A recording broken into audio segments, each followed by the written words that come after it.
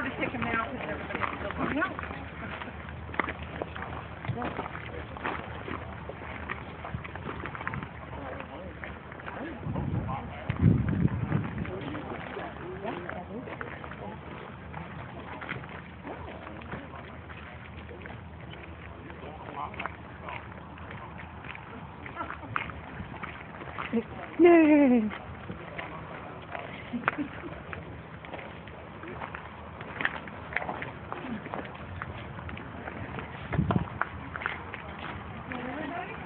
Feel free to walk back up, take your photos, it won't bother me.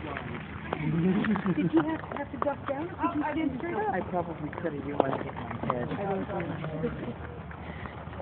I was too wide. I wouldn't fit. No, people are so... Oh, that's a cute one. But that's not right. That was so nice.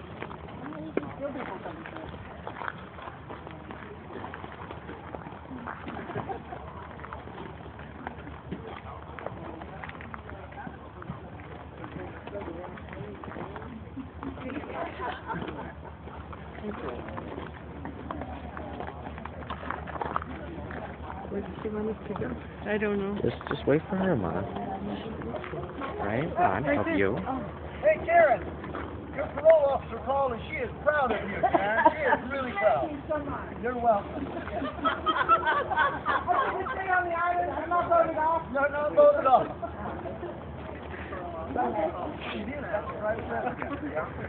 So, yeah, feel free to take your turns, take your photos while I talk.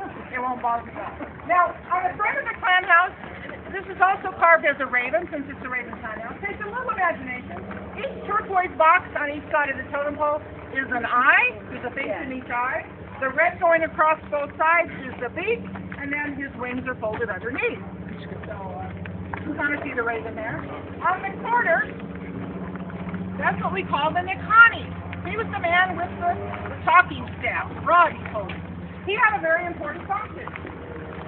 If they were holding a potlatch, he would stand at the front door, and if you were coming to attend this party, he would pound his staff 3 times, introduce you, what clan you were from, and any rank you had in the clan. Also, if the clan was having a get-together inside, a meeting of some sort, you couldn't talk until the Nikani pounded his staff 3 times and gave you the floor. He was a very important person, kept order in the clan and at the party. Do you want a picture?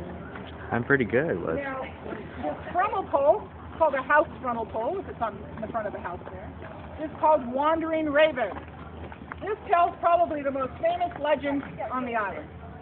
The legend of Raven stealing the sun. It's the legend of kind of the beginning, when he first had daylight, the beginning of mankind.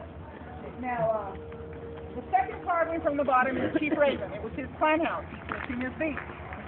Below him was Chief Raven's daughter. And there's some other carvings representing the clan. On top is Little Raven.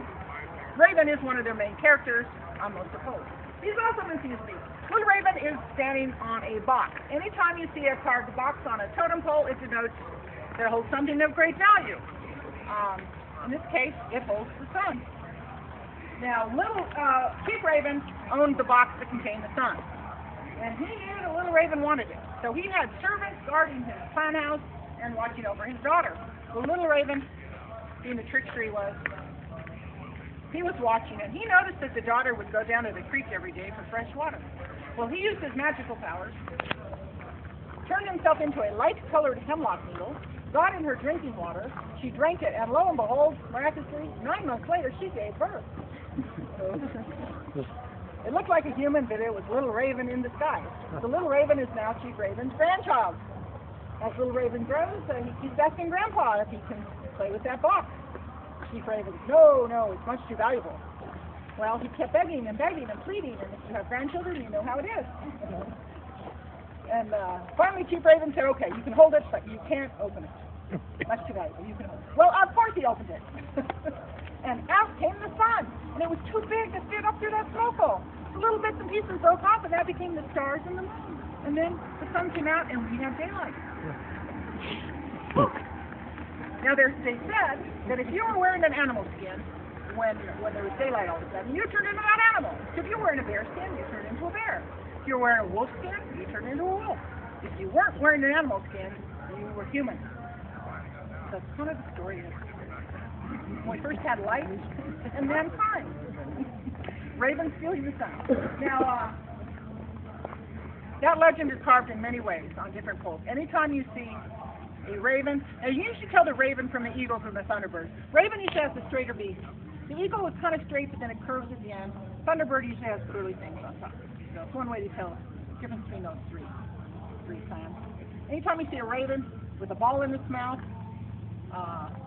whether it's yellow, whether it's a plain ball or it's like a sun, telling this legend. You'll see that carved on wall panels or on different totem poles quite frequently around town. Now this pole back here, we'll walk that way.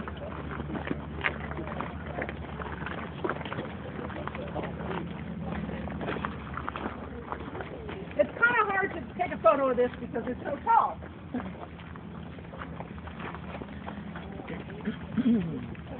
This pole called Pole on the Point, another descriptive. This is the tallest pole on the island. Now Ketchican is known for its totem poles. There's more on this island than anywhere in the world, over 100. This is the tallest one, it's 68 feet tall. There's numerous stories on this pole.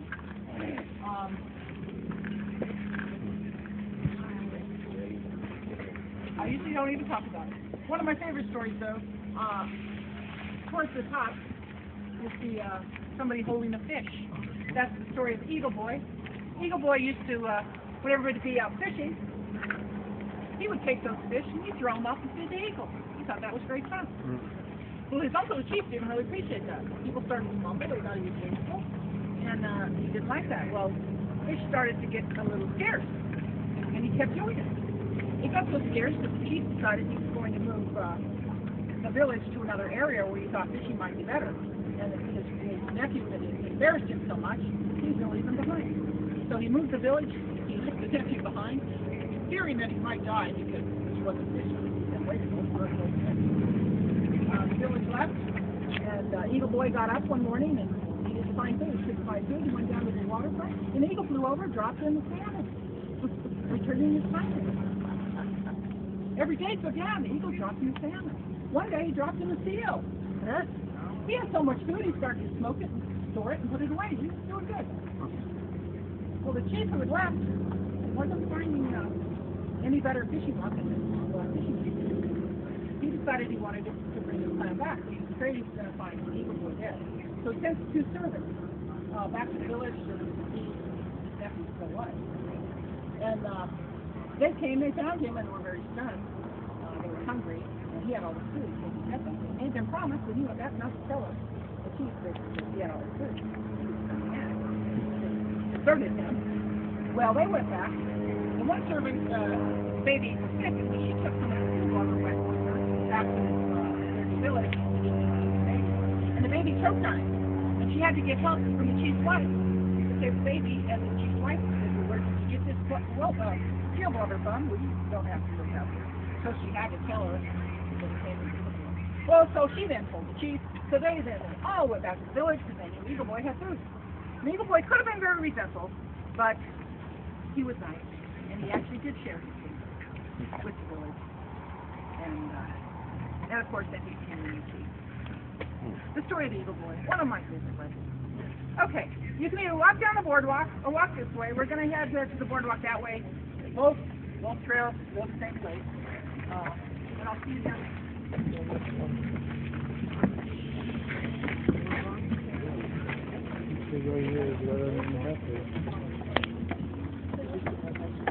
What is it, Liz?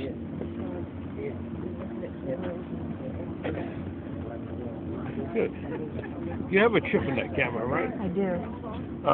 Was it a wide angle or? No, it's just a regular lens. That's the way it came with that lens? Yep, I got 2 lenses this year.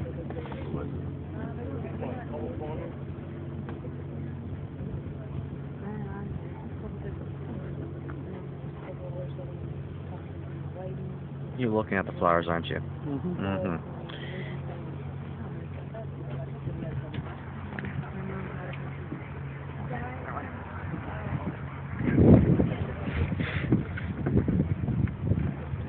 amazing.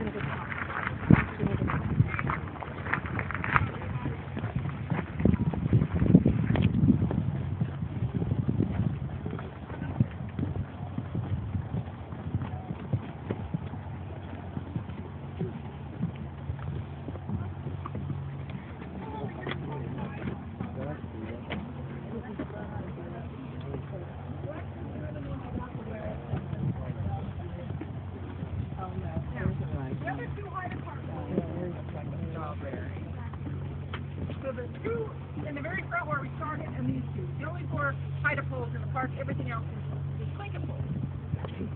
This pole here, you can see there. The land otter pole. Now the land otter was a feared enemy of the natives. They believed it had magical power. It could look like a land otter, or it could disguise itself and look like humans. So it used to use that power to look like humans, lure natives to their island, and they would drown them and kill them. So they really did not like the land otter. Now the man on top was able to out-trick the land otters.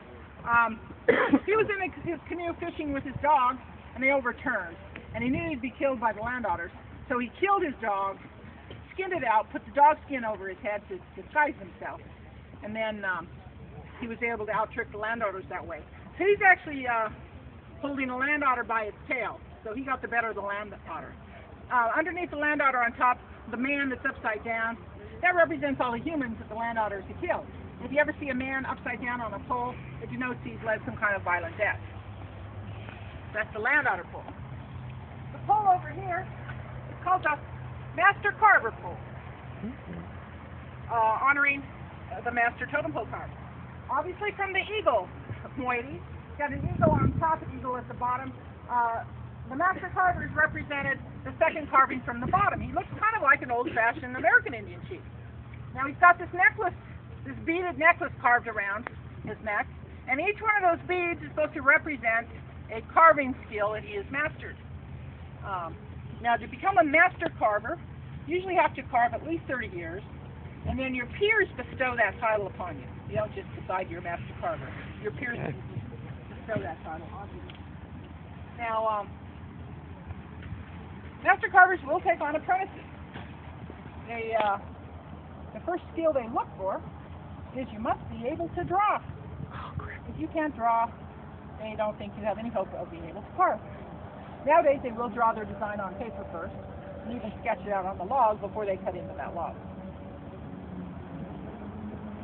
Now, it does take a very long time to carve these full-size totem poles, depending on the detail and the length of the pole. Usually they can only carve about a foot to a foot and a half a week. So it could take several months to over a year, depending on how tall the pole is. And therefore they are very expensive. An apprentice's full-size totem pole might start at about $100 to $500 per foot. The master carver, $1,000 to $3,000 per foot. So very expensive totem pole. Well, while we're also sitting, enjoying the sun, I'll talk about the poles over here since we can see them. The one over here, the big space, the bird on top, that's the fog woman's pole. Fog woman. She's at the bottom. She's the one holding the two fish. The two round faces carved at the bottom were two servants she had. And right above her, that's Raven. On top of the pole, way up there, the mythological Kleju bird. They believed that if you ever saw this bird, great wealth would come your way. Now, it's not a real bird. I keep looking, but since it's not a real bird, I guess I'll never be rich. Now, fog woman. Raven was the provider for the village. He was supposed to be the one providing food for the village. It had been a very lean summer, very little fish. They had a very hard time, and the villagers were hungry. He was out in his boat one day and had not been able to catch fish. He laid down to take a nap, and the fog came over. And this beautiful woman came out of the fog, so he named her Fog Woman. And she said, Raven, what is the matter? And he said, I'm the provider for the village, and I can't catch fish. So Fog Woman said, Raven, dip your hat into the water. He dipped his hat into the water. She put her 2 fingers in there, twirled them around, pulled out his salmon. Well, he fell instantly in love. He said, can you do that again? And he dipped his hat in the water, she twirled her fingers around, pulled out more salmon. They continued to do that all day. They had so much fish, they took it back to the village. Everybody ate. They started to store it, pack it away, and life was good. They stayed together for quite a while. Well, I think one day Raven started to get a little jealous. He said, Fog Woman, I am the provider for the village. I should be the one creating the salmon. And Fog Woman said, no, Raven, it is my power. I cannot give you my power. And Raven got mad at her, and she didn't like it. And so she left. And she left the village and went back into the ocean. And when she did that, all the salmon followed her. Mm-hmm. After a while, I think she started to miss some of the people in the village. She knew that they'd probably be hungry. She was mad at Raven, but she loved the villagers. She decided to go back and make sure they had food. And so she left the ocean, went back up the stream to the village. And when she went back to the village, the salmon followed her up the stream. That is the legend of Fog Woman, the creator of the salmon.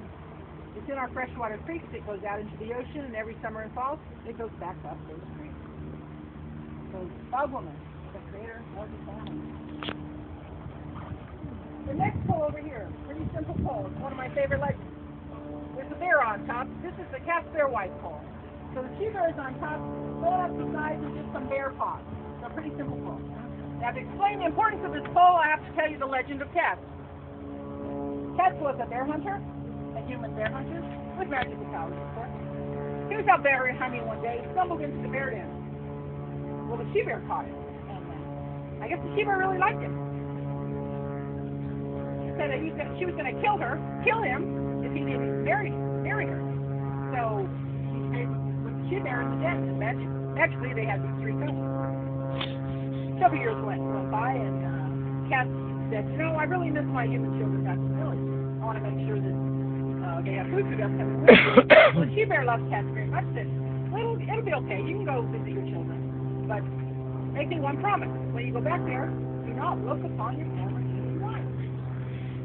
Well, Cat agreed. And he went back to his village, met with his children, spent some time with them, made sure there's food for the upcoming winter, and was heading back up to the bear den when his former human wife heard he was back in town, jumped out from the bushes, and startled him. Well, Cat knew he was in trouble. He broke his promise to the she bear. He went back to the bear den. She bear had already heard what had happened. She started to scold Cat. And there were 3 cubs over her.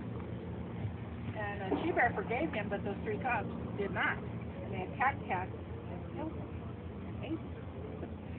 Not good for cats. She bear was so devastated. She was so angry with those cubs. She sent the largest one to the far north, and it became the polar bear. She sent the next biggest one up to the interior. That's the brown grizzly bear. The smallest one she let stay here. That's the black bear. We do only have black bears on this island. Just black bears. Now, it has been said that the she bear was so distraught then, she then climbed the tallest tree. She sat up there for days and days and days and wept and wept and wept over the death of her beloved cat. I take a break like today and wept some more. And that's why we have so much rain in Ketchican.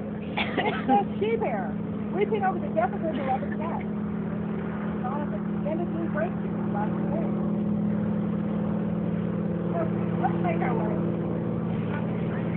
Great legend. We want to head, there's still a couple more poles I'll point out, but while I've got everybody here, we want to head back to the bus at 7:45.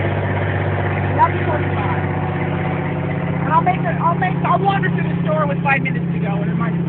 But a couple more poles I'll point out. This is how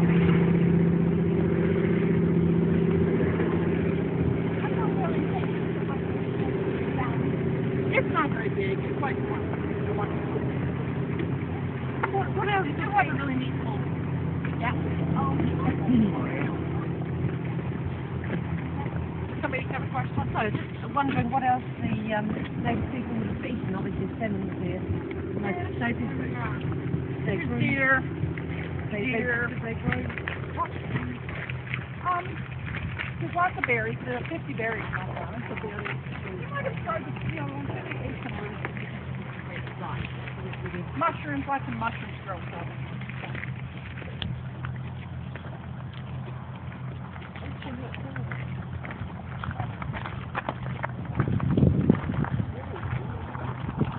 So this pole in the corner here,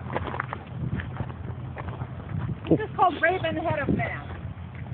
It's the same Chief Ravens at the bottom here. That was Chief Raven's plant house over there. The Mass is a river on an island south of here. So that's where this plant would have originally been from. It's a Raven Head of Mass on an island south of here. Now this was a potlatch pole. Now you can always tell a potlatch pole, it has rings carved around it somewhere, usually around the top hat. So this pole has 2 rings carved around that top hat. So each ring then stood for a potlatch. So this was the second potlatch that this plant had thrown. Now since you gave your wealth away at each potlatch, if you had more than 1 ring on your potlatch pole, you were held in very high regard because evidently you regained all your wealth in order to throw another party and give it all away again. You can always tell a potlatch pole there's rings carved in it. Okay, one more pole and then you'll be on your own. I'll head back to where we're parked. I'll be passing out complimentary cookies. There's also coffee. Shop or you can enjoy these outdoors. There is an information center at the end of this trail we're going to walk by. I'll stop in there as well. It's run by the street. All the colours on the pole, there's lovely vivid colours there. Excellent. Yeah, when we get on the bus, I'll talk about it. I want to do it 3 times. Don't let me forget. Okay, one last pole. Let me get everybody around the corner. It's hard to see this little pole. Pretty simple one.